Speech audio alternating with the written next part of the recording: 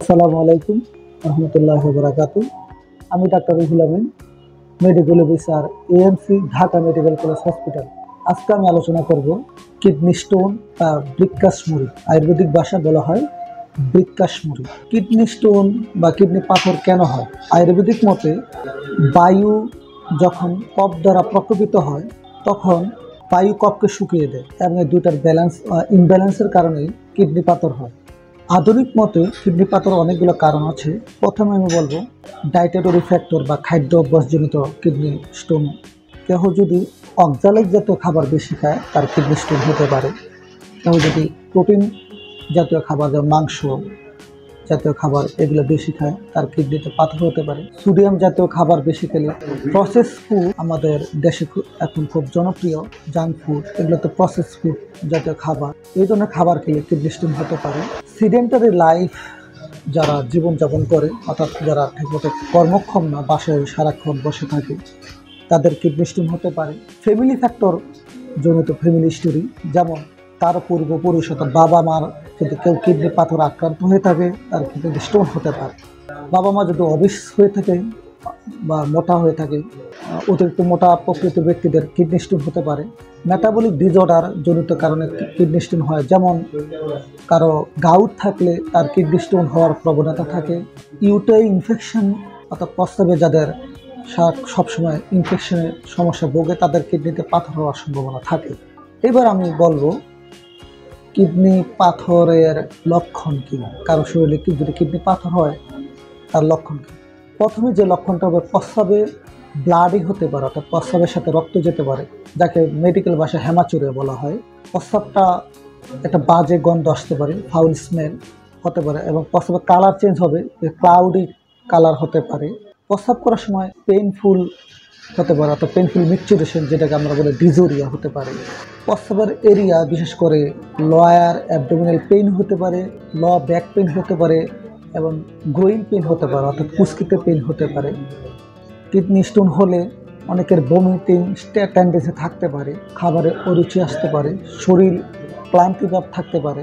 এমনকি kidney stone হওয়ার পরে যদি ইনফেকশাস হয়ে থাকে তাহলে তার শরীরে জ্বর আসতে পারে, একটু ঠান্ডা ঠান্ডা মনে হবে, তার শীত বোধ হবে। এখন কিডনি স্টোনের ম্যানেজমেন্ট সম্পর্কে আলোচনা করব। কীভাবে স্টোনের চিকিৎসা করা হয় আয়ুর্বেদিক মতে। কিডনি স্টোনটা মূলত এটা সলিড কোলেস্টেরল। সেই কোলেস্টেরলকে ব্রেকডাউন করার জন্য আমাদের আয়ুর্বেদে প্রায় 300+ এই মেডিসিন প্ল্যান্টসগুলো সঠিকভাবে ব্যবহার করতে পারলে কিডনি পাথর সহজে বের হয়ে যায়। তার মধ্যে আমাদের মেডিসিন সিঙ্গেল প্ল্যান্টসগুলো যেগুলো আছে, যেমন পাথরকুচিকে সাইন্টিফিক বলা হয় ক্যালাঞ্চু পিনেটা। পাথরকুচি কিন্তু কিডনি স্টোনকে নরম করে ফেলে এবং দ্রুত কিডনি স্টোন প্রস্রাবের সাথে বের করতে সাহায্য করে। আমাদের একটা ডাল আছে সে আয়ুর্বেদিকে, সেই ডালটা অনেকে চিনবে না, কুলতি কলাই বা কুলত কলাই বলা হয়। সেই ডাল যারা নিয়মিত খাবে, পানিতে ভিজিয়ে খেলে তার কিডনি স্টোন বের হয়ে যেতে পারে। গুক্ষুর কাটা, ট্রাইবেল স্টেরিস্টিস, পাংচার বাইনো বলা হয়, সেই গুক্ষুর কাটা আমাদের কিডনি স্টোনের জন্য খুবই উপকারী। এবার আমি কিছু কম্পাউন্ড ড্রাগসের কথা আয়ুর্বেদিক বলবো।